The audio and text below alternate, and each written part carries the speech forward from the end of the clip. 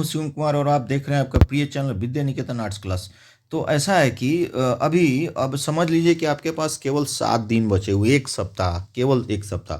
बहुत ऐसे बच्चे जो है सोच रहे हैं कि अब उनके पास समय बचा ही नहीं है, लेकिन मेरे हिसाब से चलेंगे तो अभी भी 7 दिन बचा हुआ है प्यारे बच्चों। ऐसा है कि जो है सोशल साइंस में आपका हिस्ट्री और ज्योग्राफी और इकोनॉमिक्स कंप्लीट हो गया है, जैसा कि ऑफलाइन ऑनलाइन दोनों में आप लोगों ने स्वीकार कर लिया कि हाँ। लेकिन थोड़ा सा लोकतांत्रिक में जो है सिविक्स में आपको प्रॉब्लम है, और समझ में थोड़ा सा ऐसे भी थोड़ा टफ हो जाता है सोशल साइंस में। और बहुत सारे कमेंट्स हमें मिले हैं कि आप सर ऐसा है कि ऑब्जेक्टिव तो क्लियर हो गए हैं, सब्जेक्टिव थोड़ा सा क्लियर कर दीजिए। तो जैसा कि आप धमाकेदार जो बता रहे हैं कि यही पूछा जाएगा, और 100% जैसा कि हम हर बार आपको गारंटी दिया पिछले साल भी, और रहा वही, सेम टू सेम वही रहा। तो इसको आप ध्यान में रखेंगे तो ये आपका वही रहने वाला है, जैसा कि आपको बार बार रिपीटर्स क्वेश्चन बिहार बोर्ड के द्वारा पूछे जाते हैं। तो चलिए बच्चे, आपका समय न गमाते हो, इसको अंत तक देख लेंगे, और इतना ही क्वेश्चन जो सब्जेक्टिव में रहेगा यही के यही लोकतांत्रिक में आपका पूछा जाने वाला है। ये 2023 में ये जो है आपका यही रहेगा। चलिए बच्चे, ऐसा है कि देख लेते हैं इसको ध्यान से, एक बार देख लीजिए, बस देख लीजिए, आपका क्लियर हो जाएगा। चलिए, सबसे पहला क्वेश्चन ये पूछा जाएगा। देखिए, ये आपको ऑब्जेक्टिव बताया, सूचना का अधिकार अधिनियम जो बताए थे, कानून लोकतंत्र का रखवाला है। देखिए, बहुत ही इंपॉर्टेंट है ये, देखेंगे ये 2014 में पूछा जा चुका है। तो यहाँ पर देखिएगा, सूचना का अधिकार जो है, सूचना के अधिकार द्वारा आम जनता को सरकारी दस्तावेजों की प्रतिलिपि प्राप्त होती है, यानी जिससे आप चाहे सूचना प्राप्त कर सकते हैं। इससे जनता यह बात जान सकती है कि लोकतंत्र में आम जन के लिए क्या कार्य संपन्न किए गए हैं। ठीक है ना बच्चे, ऐसा है। तो वो आप यहाँ पर देखते रहेंगे और क्या क्या होने वाला है। अतः यह लोकतंत्र का रखवाला कानून है ना। तो इसको क्लियर करते जाएंगे, आराम से आपका क्लियर होते चला जाए। ये क्वेश्चन आपके लिए बहुत ही इंपॉर्टेंट है। अगला क्वेश्चन, लैंगिक असमानता, ये भी 2016 में। ये देखिए, जितने रिपोर्टर्स है वही पूछे जाते हैं। देखिए चलिए, लिंग के आधार पर समाज में महिलाओं और पुरुषों को जो असमानता पाई जाती है उसे लैंगिक असमानता कहते हैं। यह असमानता सामाजिक, आर्थिक, राजनीतिक, अन्य क्षेत्रों में पाई जाती है ना। तो यही क्या है आपका, ये लैंगिक असमानता है। चलिए आगे देखते हैं बच्चे। तो अगला क्वेश्चन है, सत्ता की साझेदारी लोकतंत्र में महत्व रखती है, 2020 में पूछा गया बच्चे। और ये बार बार रिपीटर्स, आपको तो मालूम है बिहार बोर्ड वाले जितने भी हैं सभी के सभी जो है रिपीटर्स क्वेश्चन ज़्यादा से ज़्यादा पूछते हैं। तो चलिए लिखते हैं, यहाँ देखते हैं, सत्ता में जनता की साझेदारी लोकतंत्र का आधार है ना। ये जब जनता को राज्य के कामकाज में भागीदारी मिलती है तो जनता राज्य के मामले में अधिक रुचि लेती है। इससे राजनीतिक सत्ता को जन समर्थन और सहयोग प्राप्त होता है। राजनीतिक व्यवस्था अधिक स्थिर होती है और उसका अस्थायित्व तो बढ़ जाता है। इससे क्रांति, विरोध और संशय की जगह जन संतुष्टि, सहयोग और विश्वास बढ़ता है। इससे राष्ट्र को एकजुटता प्राप्त होती है ना। तो इसलिए जो है ये सत्ता की साझेदारी लोकतंत्र में बहुत ही इंपॉर्टेंट महत्व रखती है बच्चे। तो चलिए, ये अगला क्वेश्चन आप देखेंगे, इंपॉर्टेंट क्वेश्चन जो भी है अगला क्वेश्चन देखेंगे, और ये बार बार पूछा जाता है, बहुत ही इंपॉर्टेंट है। भारत की संसद में महिलाओं की प्रतिनिधित्व की स्थिति क्या है? दयनीय है। ये 2013-18 में पूछा गया, रिपीटर्स इस बार रिपीट करने वाला है, ये देख लेंगे। भारत की विधायिका में महिला प्रतिनिधियों के अनुपात बहुत ही कम है। लोकसभा में महिला सांसदों की संख्या कुल सदस्यों की 11% तक भी नहीं है।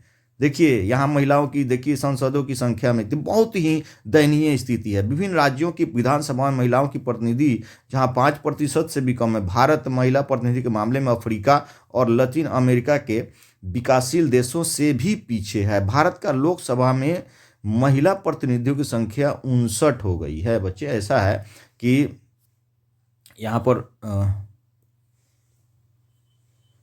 अगला क्वेश्चन देखेंगे बच्चे, परिवारवाद। ये तो बड़ी ही इंपॉर्टेंट, धमाकेदार। ये देखिए कितना बार, 11, 14, 16, 18, परिवारवाद। देखिए, जातिवाद और परिवारवाद बिहार में तो गजब का है।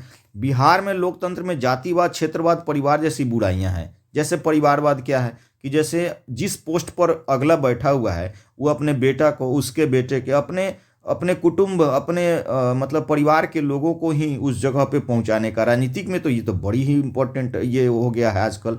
ये बुराई है, परिवारवाद एक प्रकार का जो है बहुत ही बुराई है फेम। ये चलिए अगला देखें बच्चे कि बिहार के लोकतंत्र में जातिवाद, क्षेत्रवाद, परिवार जैसी बुराइयां, यहाँ यह निर्णायक भूमिका निभाती है परिवारवाद के चलते राजनीतिक दलों में आंतरिक लोकतंत्र का अभाव है। ऐसी परिस्थिति में भारतीय लोकतांत्रिक राजनीति को सुदृढ़ बनाने के लिए कुछ लोग कानून का निर्माण कर इसे साफ सुथरा बनाने की बात करते हैं, परंतु वास्तविकता यह है कि भारतीय लोकतांत्रिक व्यवस्था का समाधान केवल कानून बनाने से नहीं होगा। जैसे हमारा संविधान अस्पृश्यता को नकारता है, फिर भी बिहार में आज भी अस्पृश्यता कायम है ना। तो परिवारवाद बड़ी ही मतलब एक गंदा लोकतंत्र के लिए बहुत ही एक पॉइजन का काम करता है परिवारवाद, ठीक है ना। तो अगला देखें क्वेश्चन, एक जो अभी आप बताएं ना परिवारवाद क्या है, 2015 और 15 देखिए ये इसी जो भी है इसमें पूछा गया क्वेश्चन है, परिवारवाद एक ऐसी मानसिकता है जिससे राजनीति प्रभावित हुई है। इसके अंतर्गत राजनीतिक दल के सुप्रीमो या अध्यक्ष चुनाव में अपने ही परिवार के ज़्यादा से ज़्यादा सदस्यों को टिकट देते हैं। अतः परिवारवाद राजनीति को काफ़ी हद तक प्रभावित करता है। अपने ही सदस्यों को, अपने पत्नी को, अपने बेटा को, भाई को ही टिकट दे करके उन्हें ही जिताने का प्रयत्न करते हैं। अगला क्वेश्चन, परिवारवाद यही कहते हैं। धर्मनिरपेक्ष, तो जैसे कि धर्मनिरपेक्ष और सांप्रदायिकता दोनों दो चीज़ें हैं। सांप्रदायिकता का मतलब हुआ कि सभी धर्म जो है मैंने रेस्पेक्ट, सबका आदर, सबका साथ होना चाहिए, सब एक जैसा है। ये सांप्रदायिकता में एक धर्म दूसरे से श्रेष्ठ है, लेकिन धर्मनिरपेक्षता में क्या है, सभी धर्म हमारे लिए एक जैसा है, सबकी एक मान्यता है। तो राज्य किसे कहते हैं? धर्मनिरपेक्षता एक ऐसी मान्यता है कि जिसके अंतर्गत यह माना जाता है कि किसी संप्रभु राज्य का अपना कोई धर्म नहीं होगा, राज्य किसी भी धर्म को विशेष नहीं बढ़ावा देगी, मानी सब धर्म समान है, और सांप्रदायिकता में एक धर्म दूसरे से श्रेष्ठ माना जाता है। यही तो है अंतर, न ही उसका विरोध करेगा। राज्य के लोगों को देखिए हम लोग को जो अधिकार मिला है ना, उसके धर्म के प्रति भी जो है अधिकार, तो राज्य के लोगों को धार्मिक मान्यताओं में सरकार द्वारा किसी प्रकार का हस्तक्षेप नहीं किया जाएगा। उनको इस बात की स्वतंत्रता मिली हुई है, और यही है धर्मनिरपेक्षता। चलिए आगे देखेंगे, उसका जस्ट अपोजिट सांप्रदायिकता, एक धर्म दूसरे को श्रेष्ठ बताता है, लेकिन धर्मनिरपेक्षता, हमारा भारत जो है, हमारा कोई भी राष्ट्रीय धर्म नहीं, हमारा क्या है, राष्ट्रीय धर्म नहीं है, हम लोग का धर्मनिरपेक्ष है। 2019 में देखिए, राजनीति में धर्म को इस्तेमाल करना ही सांप्रदायिकता कहलाता है, अर्थात धर्म ही समुदाय का निर्माण करती है, तो सांप्रदायिक राजनीति जन्म लेने लगती है, और इस अवधारणा पर आधारित सोच ही सांप्रदायिकता है। यानी कि एक धर्म दूसरे से श्रेष्ठ मानने लगता है, तो इसे ही सांप्रदायिकता कहते हैं। आगे देखेंगे बच्चे, ऐसा है। सामाजिक विभाजन से आप क्या समझते हैं? 2019 में ये सभी रिपोर्टर्स एकदम खोज कर आपके लिए प्रस्तुत कर रहा हूँ, तो चैनल को सब्सक्राइब कर लेंगे, ऐसा आपको वीडियो आपको सब चीज़ में मिलेगा।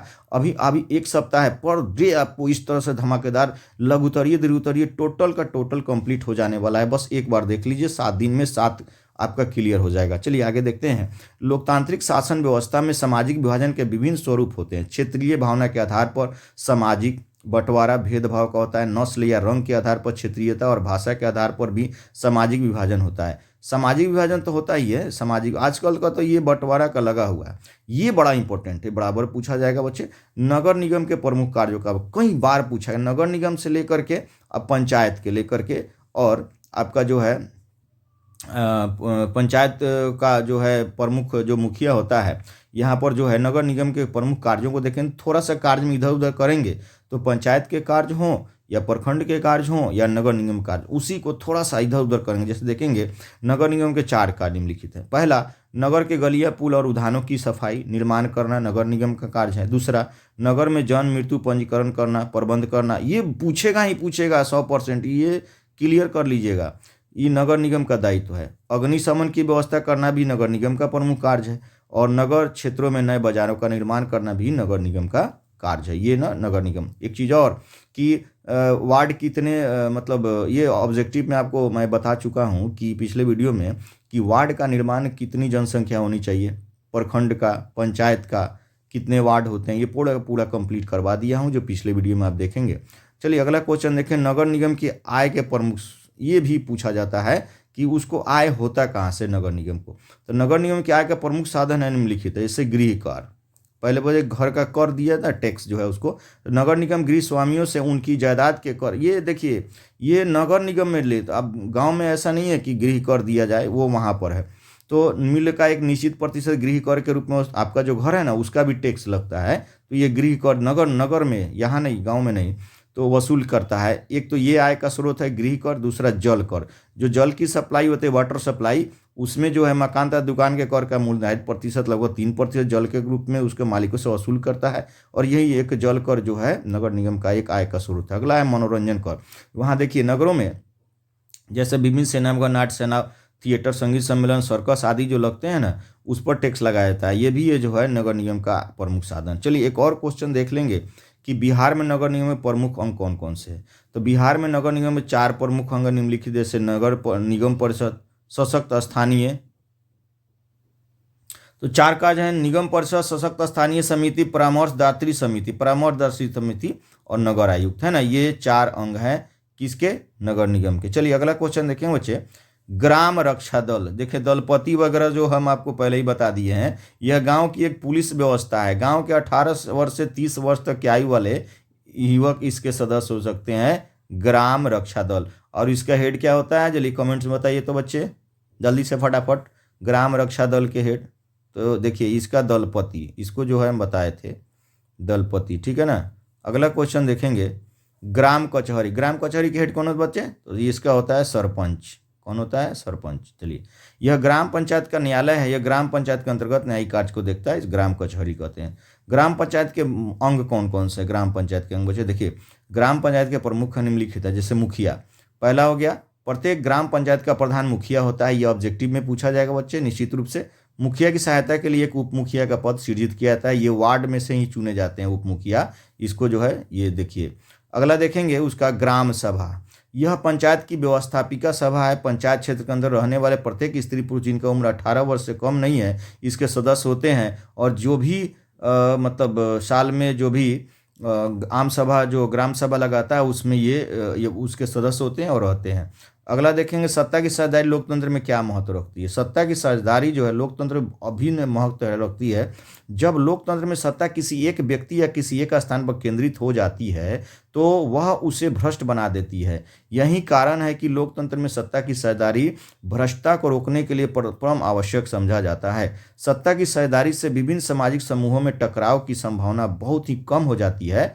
हम जानते हैं कि सामाजिक टकराव हिंसा का कारण बनता है तथा यह राजनीतिक अस्थिरता की स्थिति पैदा करती है। इसलिए सत्ता की साझेदारी राजनीतिक व्यवस्था के अस्तित्व के लिए बहुत ही महत्वपूर्ण है। बच्चे ऐसा है कि पूरा का पूरा सब्जेक्टिव के लिए आपको एक बार रिपीट करना होगा। इस वीडियो को 2 बार 3 बार देखेंगे तो पूरा कंप्लीट हो जाएगा। अब जो है पूरा किताब पढ़ने का टाइम नहीं है, बस इतना आप देख लीजिए और गारंटी रहेगा कि इसमें से टोटल आपका जो है इसी में से पूछा जाएगा। तो चलिए अगला क्वेश्चन है, सत्ता में साझेदारी से आप क्या समझते हैं। तो सत्ता में साझेदारी का अर्थ है सरकारी क्रियाकलाप में जनता की भागीदारी, सरकार के निर्णयों और नीति निर्माण में भाग लेना, यही तो है सत्ता में साझेदारी। इस प्रकार को जनता द्वारा प्रभावित किया जाना चाहिए ताकि नीतियां जनता की इच्छा के अनुरूप हो। मतलब जनता अगर साझेदारी करेगी तो उसके अनुरूप ही नीतियां बनाएगी ना। नीतियों के क्रियान्वयन में जनता की भागीदारी सुनिश्चित हो एवं शासन जनोन्मुखी उत्तरदायी तथा जन इच्छा से संचालित हो। जो सरकार by the people for the people of the people तो रहेगा ही ना, डेमोक्रेसी की बात है ना। तो जनता का सबको भागीदारी होना जरूरी है। सत्ता में जनता की भागीदारी मुख्य पहलू है, ठीक है ना। अगला क्वेश्चन है बच्चे कि भारत के राजनीतिक दलों के लिए प्रमुख चुनौतियां कौन कौन सी। बहुत सारी चुनौतियां। सबसे पहले तो राजनीतिक दलों के अंदर लोकतांत्रिक व्यवस्था का अभाव है, एक ये चुनौती। दूसरा, भारत के प्रायः राजनीतिक दलों में कुशल नेतृत्व का संकट है, किसी को बना दिया जाता है हेड। भारतीय राजनीतिक व्यवस्था में वंशवाद, वही जो है परिवारवाद गहरी पैड़ बना चुका है। अगर अच्छा भी है तो भी उसको जो है हेड नहीं किया जाता है। तो इस तरह से इसकी समाप्ति राजनीतिक दलों के सामने प्रमुख चुनौती, इसको तो समाप्त कर देना चाहिए ना। अगला देखेंगे कि राजनीतिक दलों के काले धन, अपराधियों के बढ़ते प्रभाव, ये भी एक चुनौती है, बहुत बड़ी चुनौती है। अगला देखेंगे सूचना का अधिकार आंदोलन के मुख्य उद्देश्य। देखिए राजस्थान में जो देखिए ये नहीं होता ना तो आज हम लोग किसी से भी कोई सूचना प्राप्त नहीं करते। ये बहुत ही इम्पोर्टेंट रहा है। ये 2005 की बात आपको हम पहले ही बता चुके हैं। राजस्थान की बात है, भीम तहसील की बात है, जो कि आपको ऑब्जेक्टिव में सूचना के अधिकार का मुख्य उद्देश्य किसी भी नागरिक द्वारा सरकारी अभिलेख, ईमेल आदेश, दस्तावेज, नमूना और इलेक्ट्रॉनिक आंकड़ों आदि के संबंध में पूछे गए सूचनाओं को प्राप्त करना। अगर आपको चाहिए होगा तो आपको जो है ये सारे चीज़ जो है सूचना के तहत आप मांग सकते हैं, आपको मिलेगा। ये नागरिक का अधिकार है।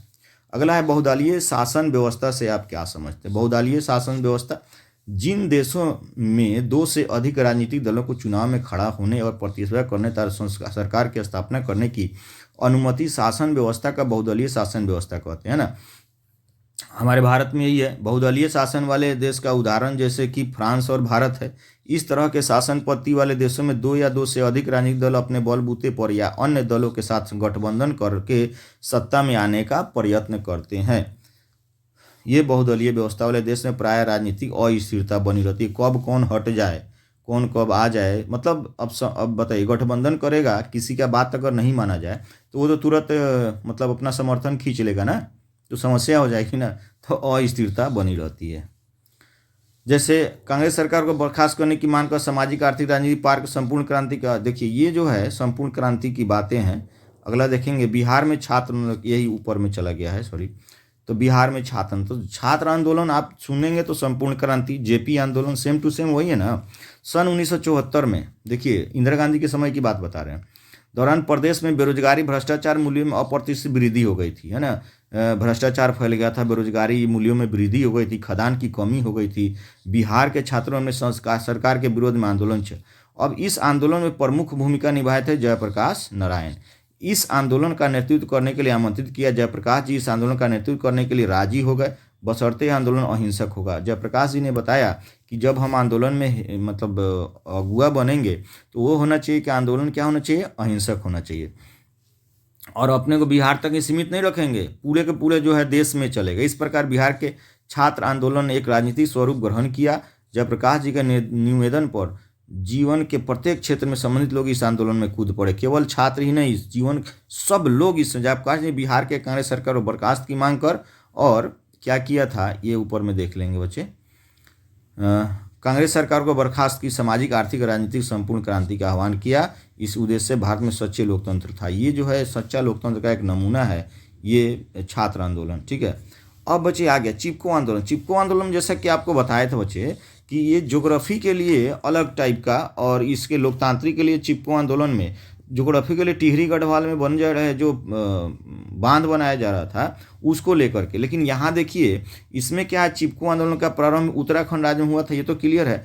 चिपको आंदोलन का मुख्य उद्देश्य था जंगली कटाई का ठेका बिहारी व्यक्तियों को देने से मना करना। चूंकि देखिए इसका मेन था कि अंगू का पेड़ जो था ना, वो गांव के लोग कह रहे थे कि उस पेड़ के काटने का ठेका उन्हें मिल जाए और वो लोग क्या करेंगे, कृषि से संबंधित मतलब अपना औजार बनाएंगे। लेकिन विभाग ने क्या किया, सरकार ने, कि गांव के लोगों को न दे करके वो खेल सामग्री जो है बनाने वाले को वो ठेका दे दिया। इसलिए इन लोगों ने क्या किया, इन्होंने बताया कि जल, जंगल और जमीन का प्राकृतिक संसाधन में नियंत्रण जो है स्थानीय निवासियों को होना चाहिए, इनको सौंप देना चाहिए। लेकिन सरकार ने ऐसा नहीं किया। सरकार ने क्या किया बच्चे, तो खेल सामग्री बनाने वाले को दे दिया ठेका। इसको लेकर के लोगों ने क्या किया, आंदोलन किया। और आंदोलन में क्या हुआ, जब ठेकेदार आता था पेड़ काटने तो ये लोग पेड़ से चिपक जाता था। ये एक बहुत ही मतलब सराहनीय कदम था और इससे जो है पर्यावरण की रक्षा भी हुई। तो इसको हम लोग क्या करेंगे, चिपको आंदोलन। ये भी है, ये क्वेश्चन तो गारंटी है, बहुत बार पूछा गया है। राजनीतिक दल लोकतंत्र का प्राण क्यों कहा जाता है? राजनीतिक दल को लोकतंत्र का प्राण कहा जाता है क्योंकि ये प्रतिनिधियों का निर्वाचन में प्रमुख से भाग लेते हैं और ये दल ही लोकतांत्रिक शासन को व्यवहारिक रूप प्रदान करते हैं। राजनीतिक दल ही जनता की समस्याओं को सरकार के समक्ष रखते हैं तथा सरकार की नीतियों की आलोचना करते हैं। राजनीतिक दल ही जनता को राजनीतिक प्रशिक्षण देते हैं और ये शासन को निरंकुश होने से रोकता है। अगर ये न रहेगा ना तो समझ लीजिए कि लोकतंत्र है ये नहीं, है ना। राजनीतिक दल नहीं रहेगा तो सब तो क्या होगा, निर्दलीय हो जाएगा ना। इसीलिए इसको प्राण कहा जाता है ना। ये जो है राजनीतिक दल जो है प्राण है, लोकतंत्र का प्राण है बच्चे। चलिए अगला देखें क्वेश्चन, अंत तक देते रहेंगे, यही रहेगा, बार बार यही पूछा जाता है। राष्ट्रीय राजनीतिक दल किसे कहते हैं? देखिए एक होता है क्षेत्रीय दल और एक होता है राष्ट्रीय दल। तो यहाँ पर निर्वाचन आयोग के द्वारा निर्वाचन में नियम क्या लगा रखा है कि कौन क्षेत्रीय पार्टी है और कौन राष्ट्रीय पार्टी है, इसमें ऑब्जेक्टिव पूछा जाएगा, है ना। पहले जो राजद था आरजेडी, पहले था राष्ट्रीय पार्टी, अब क्या हो गया ये क्षेत्रीय पार्टी। तो इसका नियम क्या है, कैसे होता है? तो ये निर्वाचन आयोग के द्वारा राजनीतिक दलों के स्तर का निर्धारण किया जाता है। इसमें कुछ राष्ट्रीय दल होते हैं। राष्ट्रीय दल के रूप में मान्यता प्राप्त करने के लिए कुछ शर्त पूरी करनी। पहला शर्त क्या है कि लोकसभा विधानसभा चुनाव में 4 या अधिक राज्यों में कुल डाले गए वैध मतों का 6% मत प्राप्त करना आवश्यक, और ऐसा कर लिए तो आप क्षेत्रीय पार्टी जो है वो क्या हो जाएगा, राष्ट्रीय पार्टी हो जाएगा। दूसरा, साथ ही किसी राज्य अथवा राज्य से लोकसभा में 4 सीटों का प्राप्त करना। अगला, विजयी होना आवश्यक है अथवा लोकसभा में कम से कम 3 सीट मिलना चाहिए। राज्य में 2% सीटों को प्राप्त करना आवश्यक है, तब आप जो है राष्ट्रीय पार्टी बन सकते हैं। ये बड़ा इंपॉर्टेंट, दबाव समूह। दबाव समूह तो आप तो इंटर में भी और ग्रेजुएशन में, पीजी में, सब में आपको दबाव समूह पढ़ना है बच्चे। दबाव समूह व्यक्तियों के वह समूह है जो निर्धारित उद्देश्यों की प्राप्ति के लिए, है ना, सरकार के नीतियों को प्रभावित करने का प्रयास करते हैं। ये दबाव समूह नागरिकों को कई तरह से लामबंद करने की कोशिश करते हैं, मतलब एकजुट होकर के सरकार पर दबाव बनाता है। दबाव समूह का निर्माण उन परिस्थितियों में होता है जब समान पेशे, हित, आकांक्षा अथवा मत के लिए एक समान उद्देश्य को प्राप्त करने के लिए एकजुट होते हैं। चलिए, ये भी आ गया। ये बहुत ही इम्पोर्टेंट क्वेश्चन है बच्चे। ये जो है दल बदल कानून, ये बड़ा ही गड़बड़, ये लगा, ये सांसद और विधायक पर लगा हुआ। ये ऑब्जेक्टिव में पूछेगा दल बदल किस पे लागू होता है बच्चे, तो ये संसद और विधायक पर। जब कोई सांसद या विधायक किसी राजनीतिक दल के टिकट पर जीत हासिल कर लेता है और उसे उस पार्टी से अलग होकर किसी अन्य पार्टी की सदस्यता हासिल कर लेता है तो इसे दल बदल कहते हैं। दल बदल को रोकने के लिए दल बदल कानून द्वारा राजनीतिक दलों में जनप्रतिनिधि धन और पद के लालच में सरकार को अस्थिर बनाने लगे। यही कारण है कि 1980 के दशक में भारतीय संसद ने कानून बनाया कि कोई भी दल इधर से उधर अदला बदली नहीं कर सकता। वो विधायक और सांसदों पर ऐसा जो है ये जो है मतलब प्रतिबंध लगाया, द्वारा दल बदल को बदलने की पाबंदी लगा दी। इसे ही दल बदल कानून कहते हैं कि कोई भी इधर से उधर बदल कर नहीं जा सकता है, आ सकता है। चलिए अगला देखें, राजनीतिक दल लोकतंत्र में क्यों आवश्यक है। बहुत ही जरूरी है। जो पहले ही बताए थे लोकतंत्र प्राण है, तो वही चीज़ यही है कि राजनीतिक दल को लोकतंत्र का प्राण कहा जाता है। राजनीतिक दल लोकतंत्र के लिए अति आवश्यक है क्योंकि राजनीतिक दल ही सरकार का निर्माण करता है। राजनीतिक दल ही देश के आर्थिक, सामाजिक और राजनीतिक विकास के साथ साथ देश के जन कल्याण के लिए कार्य करता है। इसलिए राजनीतिक दल लोकतंत्र के लिए अति आवश्यक है और इसे क्या कहते हैं, प्राण कहते हैं। ये जो है राजनीतिक दल को। अगला, राजनीतिक दल की परिभाषा दें तो देखिए यहाँ पर राजनीतिक दल लोगों को ऐसे संगठित समूह है जो चुनाव लड़ने और राजनीतिक सत्ता हासिल करने के उद्देश्य से काम करता है। इसका मेन कारण है कि सत्ता हासिल करना। राजनीतिक दल क्रियाकलापों में दल के सदस्य मतदान करते या कराते हैं, चुनाव लड़ते हैं, लड़ाते हैं, नीतियाँ कार्यक्रम का निर्धारण करते हैं या कराते हैं। यदि विचारों में मूल रूप से भिन्नता आ जाती है तो व्यक्ति को दल छोड़ना पड़ता है। ये राजनीतिक दल है। तो ये जो देखें बच्चे, ये जो है यार बच्चे ऐसा है कि ये सब मुख्य इम्पोर्टेंट जो भी है, बस इसमें से आपको बस इसको एक बार रिपीट करके 2 बार देख लीजिए बच्चे, गारंटी जो है एकदम इसमें से रहेगा। लोकतांत्रिक में से हिस्ट्री और ज्योग्राफी का तो क्लियर करवा दिया हूँ, लेकिन इसके लिए भी मैं एक ये सब्जेक्टिव जो है मैं लेकर के जल्द आऊँगा।